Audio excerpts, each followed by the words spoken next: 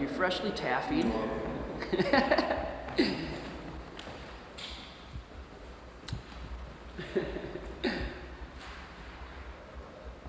Okay, so we're at the bride, clearly. Why didn't you call this Now and Then instead of Linear Explorations? Because they didn't like the thing if it's called Now and Then. When you paint, like Now and Then. But I like the name Now and Then and Now, because it shows work that I did before. I started taping before I came to Philly, but it's serious work. And then the stuff I'm doing now, so it's sort of like, I don't like the word retrospective, it just isn't, but it's a good introduction to what I think my work's about. And the old work reinforces a new work, but it really hasn't changed. So I think the convictions and the principles I was dealing with in 65, 67, and he came to the fundamental basis of all the works that I've done now. Except you just kept it improving on it? This? Yeah. Come on over. This paint, let's go this paint first. You want to see this one? This is... Yeah, this is the Mortnina. It's to my sister. I did it when Anita. Hold on. No, You did this when? I did this in 91 when my sister died. It was a really cathartic painting about just trying to get it out. I'm not angry about her having to die.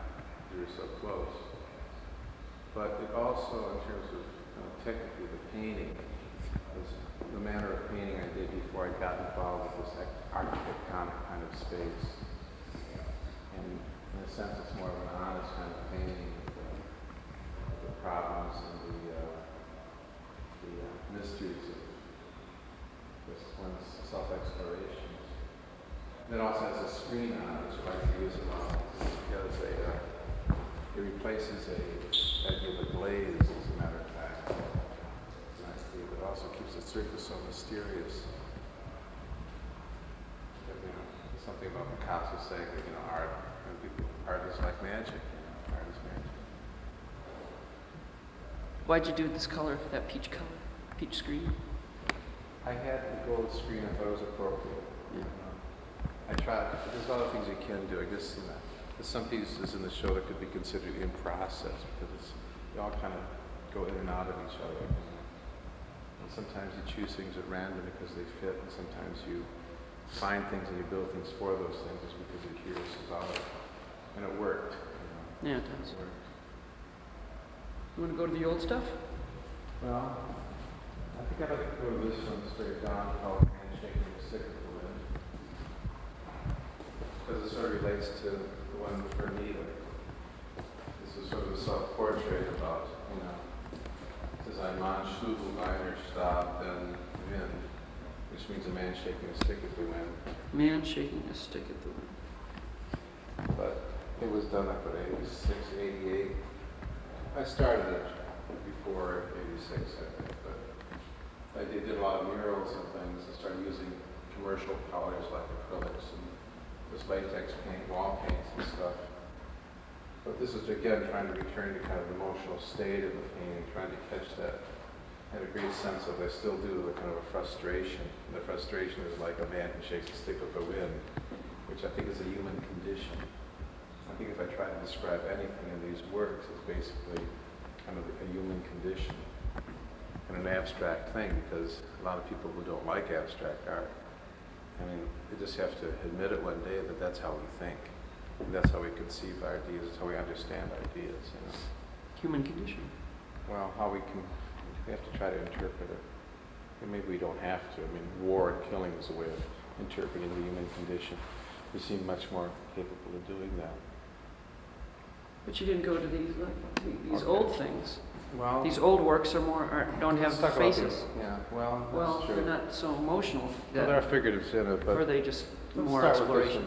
one, because this one with the big blue or blue painting, something like that, also can be turned upside down. I don't mind doing that. Well, it's interesting because it shows how space can change. It's something you don't get to see in the gallery very often.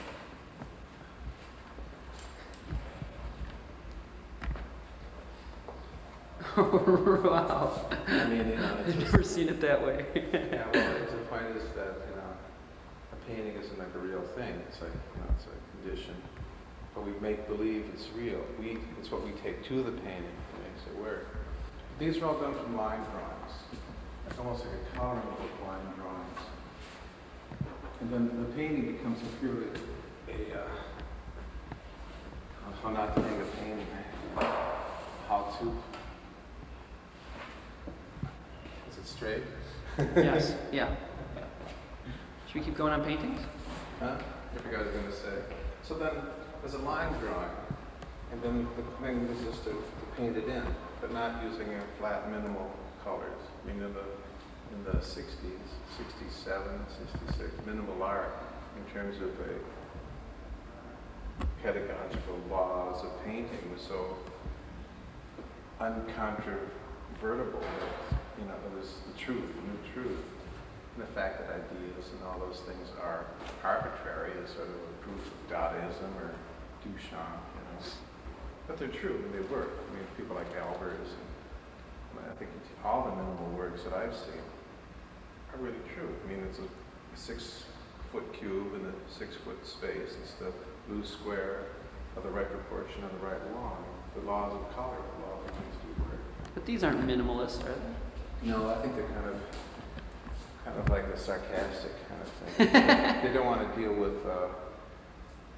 I think it was kind of a rebellion to was mad about abstract expressionism no longer being in vogue. I think, and also tends to question the values. But again, it's like if you take a grid system and a flat plane, painting is a two-dimensional plane, and then grid it off to its ultimate thing, and then paint in the colors, you can end up with illusionistic space.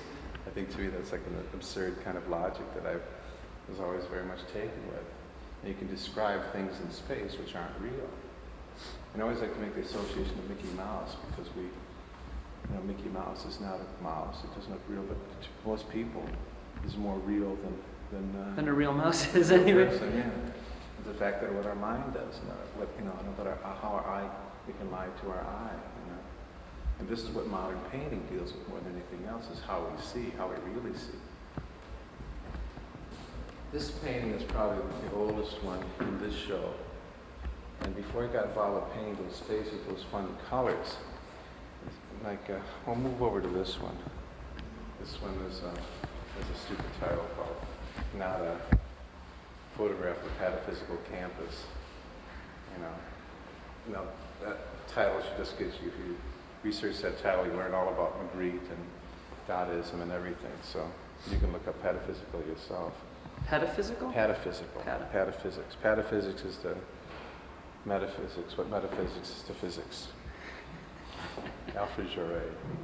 This one's in the collection of Brian Capel, isn't it? Brian Capel, yeah, that's it. His name is spelled wrong all the time. That's all right. That's a famous actor. And try to use every color. Well, I look at it as like Berlioz. It's sort of, it's to try to orchestrate the colors together rather than creating kind of a colored tone. This one's more like a more illusionistic space of having colored tones. But this is trying to understand how to describe a form with these really vivid colors. So this is just a surface color painted on, but almost a cross between illusionistic color and illusionistic light. It's like the way these things are painted. You can't really tell when it's reflected light and what is. Should we go over to the other old one? Old painting over here. Okay, yeah. You got to go through the candlesticks. This one. This one, yikes. This was the first ones that dealt with. I tried to describe his architectural shapes, and yet also describing the psychological condition. Basically, it's about the struggle of you ever see like a tin can in the middle of a parking lot with a plant growing through it. These weeds have the acid to grow in those little tiny cracks. That's what it deals with. The balls that it took. Yeah, balls that it took to do that. Against all odds of American success dream.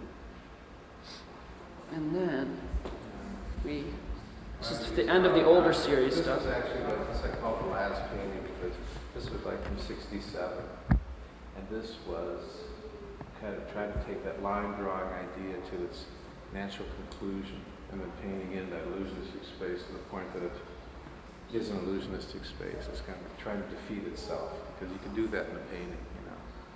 I mean, the things about oil painting, to me anyway, is that you can just like confront everything, and it's all illusionistic. It's no words, it's all ideas.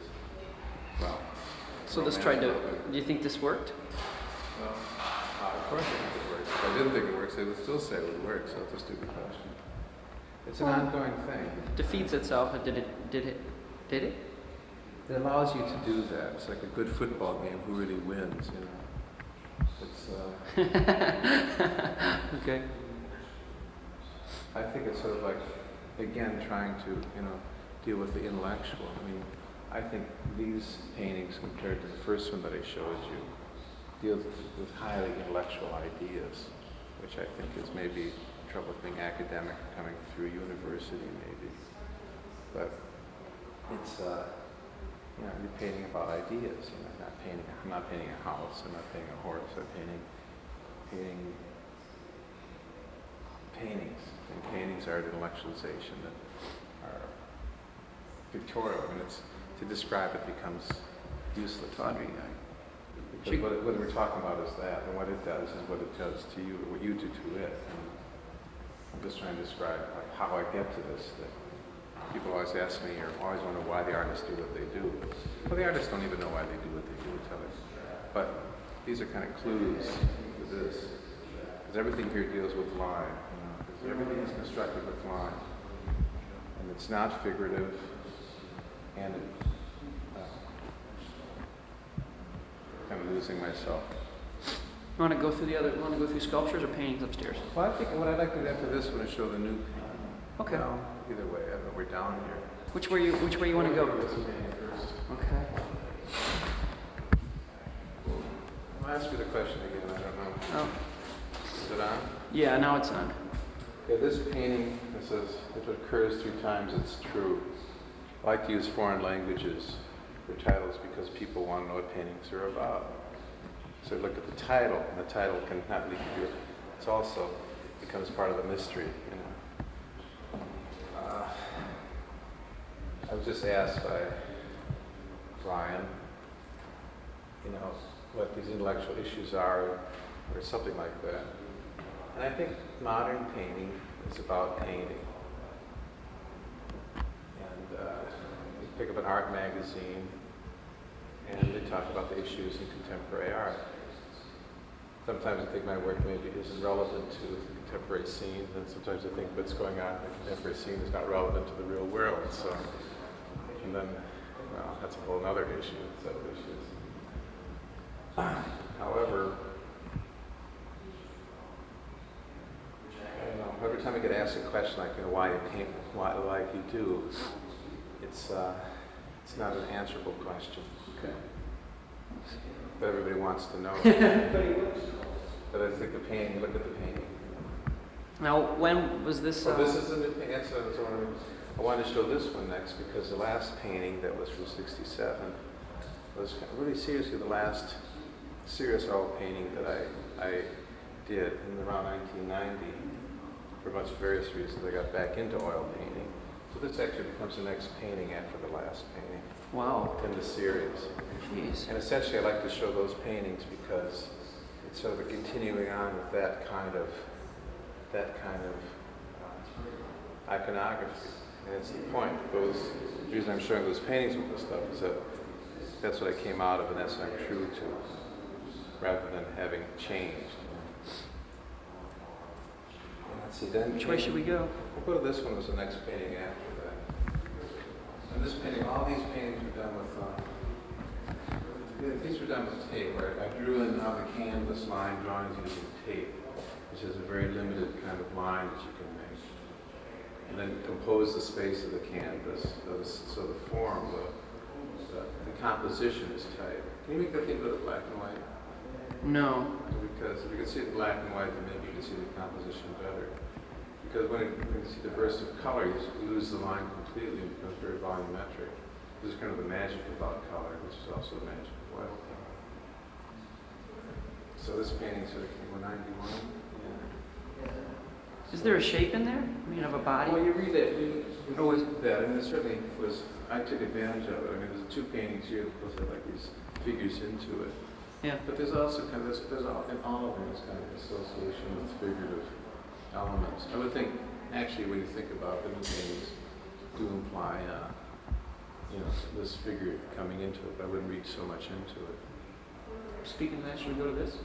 Yeah, you can. Speaking Now of this one is dancing on the edge. And there, I don't know how it comes out on television, but positive and negative space, and using the wrong colors. Like if this was really water, I don't know, it would probably be white up here and down here. I mean, you tend to see it as a dancing figure by the sea shot side, but it's not. But being read like that doesn't bother me, because from that you go to other kind of associations that you have in the dream. That's a really cool one. I love it. Reminds me of that one that you gave Cheryl for her wedding. Yeah, actually, yeah, it was actually, yeah. Should we go to the one behind me? Yeah, that one. This one's called Doctors Do and Architects Can't Either. Can't? Can't. Actually, grammatically, the sentence is even incorrect English. But I think it describes the condition better. Because I think there's something in that line that I think a lot of people understand that have to deal with maybe medical situations that are hopeless in terms of like my concern with architecture, the city, and the environment, and how we try to deal with things and we don't do it. And we look at people like the architects and the doctors to save us. Some of them take on that responsibility and can't do it at all. But again, the orchestration of color, developed with line, taped line. First it was taped? Yeah, all these were taped. Like in the other room, I got this taped wall because when I stopped doing the paintings, I started working with tape, using tape right on walls and on other surfaces, so I could create these architectural space, real architectural space, which I really love to do. But we'll get to that. Should we go over to... Yeah, but this one. Because dancing on the edge and this painting here were actually tapings I did in places, and then I painted them in. I'm sort of upset that no Alphamis has come by and accuses of being a sexist painting. But I really wanted to get famous for being the first abstract painting that was sexist. Controversial. Well, give it a week. And this face took you a long time to do. I can't see if I can get it without the glare. It's kind of a cross between a lot of faces. But it reached a point that it worked, so I left it there. Because again, putting a face in an abstract painting is not, it's like something you're not supposed to do, for me anyway, so then before I did it, it just wasn't right. It's actually painted differently than the rest of the two, which on one hand is wrong, but it's right too. But did you take you took the theme of Marilyn Monroe, right? I mean, well, it's played with the idea that the thing from 7 years, which the thing was standing above the grate, the dress was blowing up.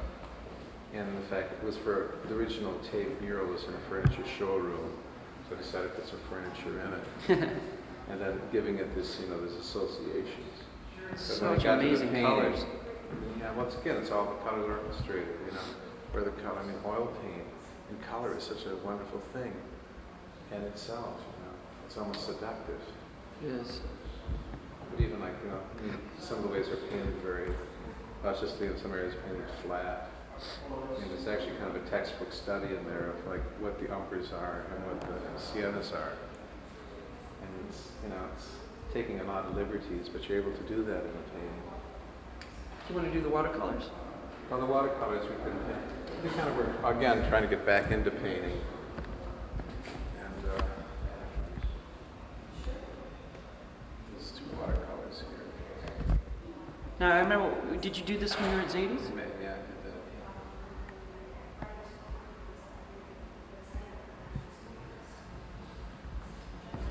These were done right after my mother died.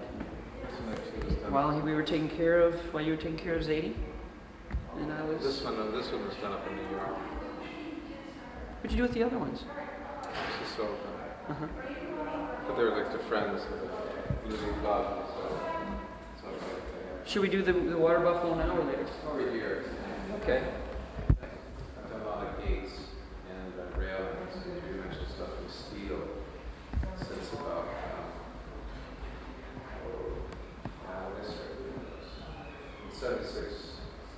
Can you walk around with me for a second, tell me? But you know, it kind of sort of functions as a table base, but I'm tired of the idea of like playing with that kind of scale, but it'd still be obvious sculpture piece. Like I really like the candle holders, but you know, I like them as sculptures more. And again, this balances completely sturdily. Yeah, I think there's a little cant to it. You know, otherwise it wouldn't stand up. That's more true about the candle holders, I think. This is, I think, I like this one, this view best. This doesn't fit in any place. You know. It's a table, you could understand the thing about sculpture. Yeah, it came out really nice. But it's some spotlights into it. Alright, this is looking down onto the archway. Well, it's called someplace in between. Someplace in between. I mean, almost, to me, it looks like a 1950s science fiction magazine cover. But again, one end is very complex, the other one is very straight. That's right. Again, I see what you mean. Okay, that makes more sense now. Yeah, I'm gonna try to get this arch.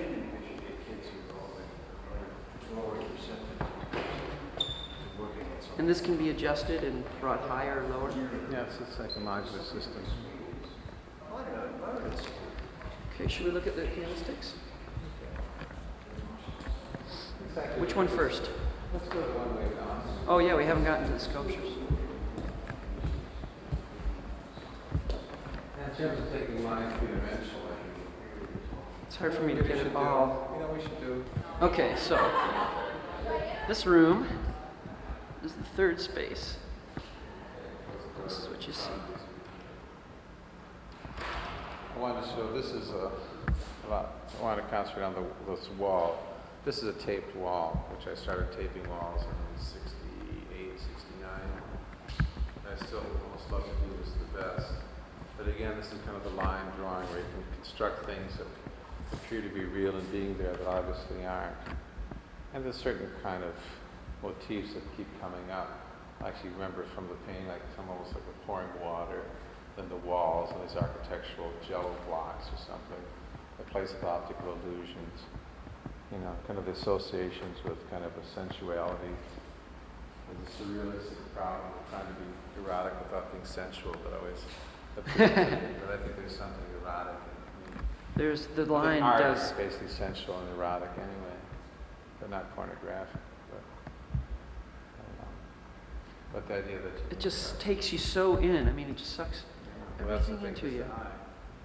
the eye. And also composition, following the laws of making things work. But even if it doesn't work, it works. Well, it's sort of like, yeah, well, the energy is.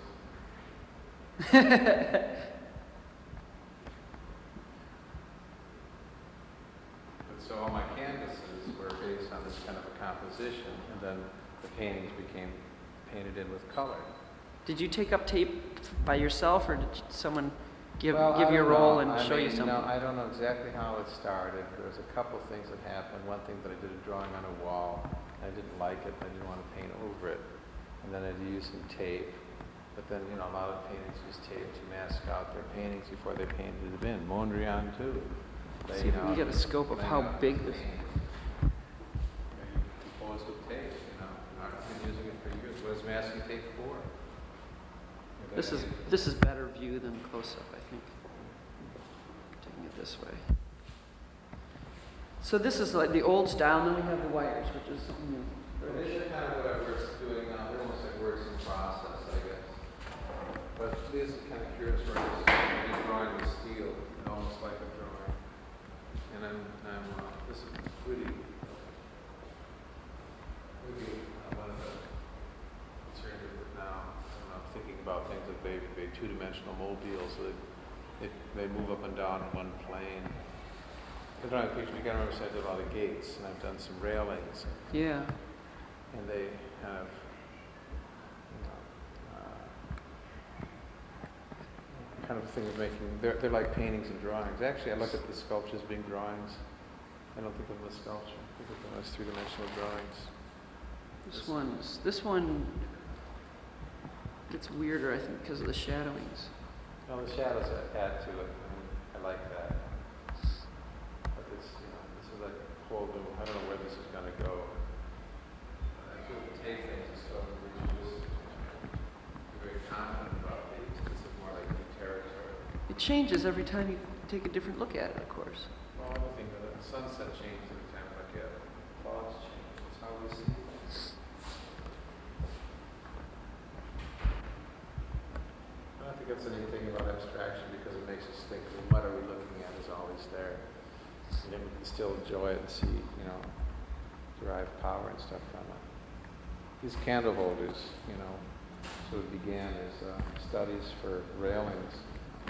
And the idea of, I've done like lamps here in the studio. I've done a lot of like pieces that are basically functional, sarcastic, but practical way too. And they lend themselves to candle holders. Should we just go from one to the other? Yeah, I think you can. I don't know. Okay. If you have any questions. I'll just walk around and try to catch them all. Well, I just kind of like document them as if we're going to document them both. Sorry.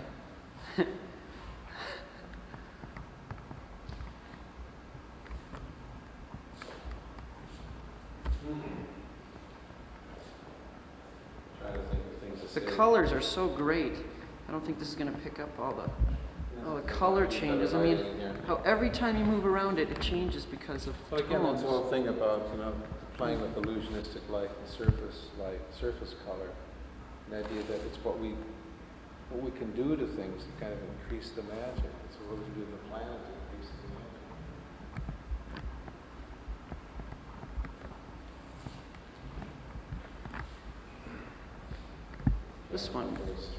This one moves around so much. Whoa. Let's get this one too.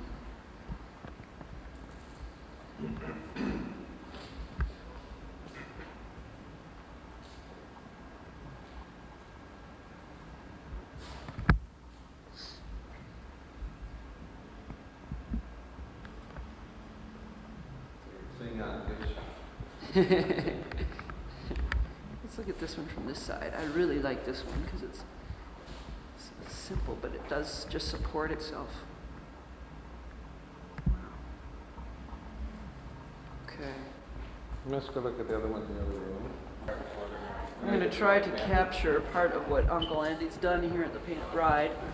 This is the lighting system that he designed. When was this, Uncle Andy? I forgot actually. I think it was done in 84.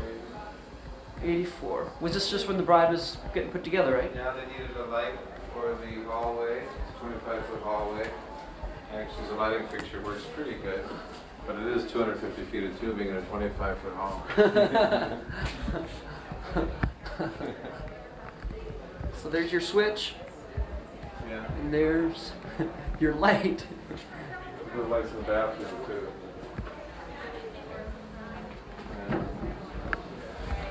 In here? Both of them.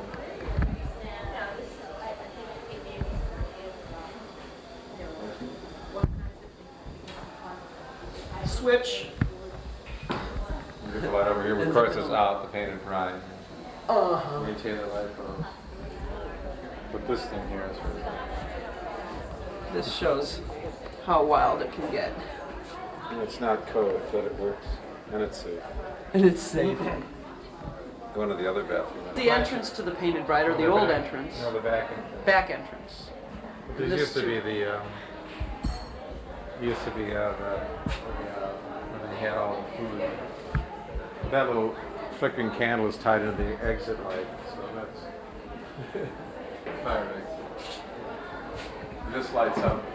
This work by Anthony here. It's a wonderful little corner. They made the light just a lot of this little square. It's dynamite. Love it. And this is kind of. The Nebula Flower Fantasy. It's a different bulb too. But this folded screen, the idea of a folded screen is a folded plane also. Line yeah. deals with line. You catch it from about this angle, I think it's probably the best way to see it. It's like a nebula in space.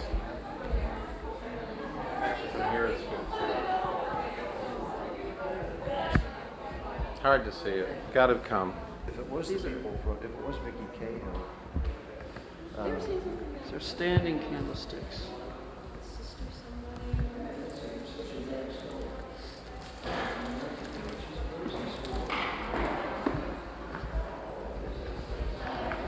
I love this one.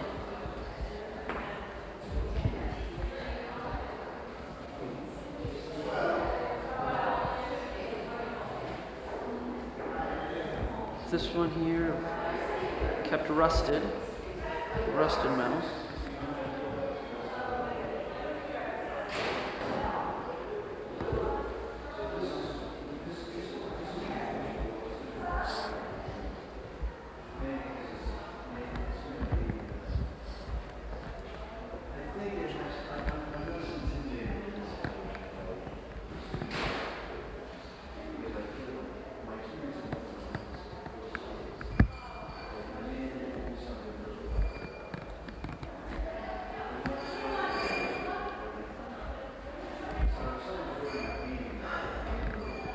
This one he did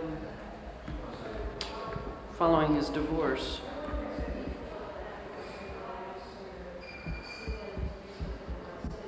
Chroming the outside, leaving the inside to rust.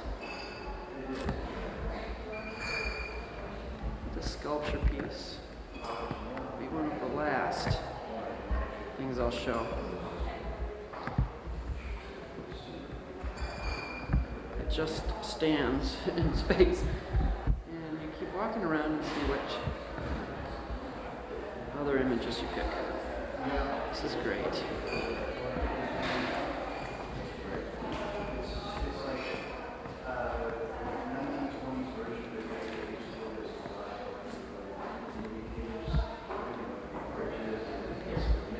Looking at how tight it can get. Just examining how tight everything can be. It's all cold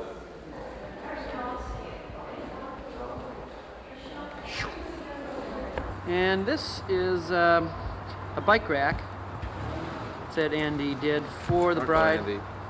It's Uncle Andy to you. Abraham Rothblatt. Abraham Rothblatt. We did. What? Any last things? Uncle Hi. Andy? Hi, Sonia. Hope you like this. Best to you, Sonia. And the others, you get to see it. Yeah. And you got this side of the arch too? Why don't we just walk in there and walk to the arch? All right. I'll hope to with you. All right. This is like an experiential video area. Virtual reality. This is a virtual reality. Take your Stand TV. up, and start walking Pick up in your space. TV set and pick it up and walk. Do it in front of you. This guy. Yeah, see? This guy has a sense of virtual reality too. And she's really sweet. Turn around. This is one of the nicest women in the whole world. You can He's see all what right too. special. All right, and this is walking into the show.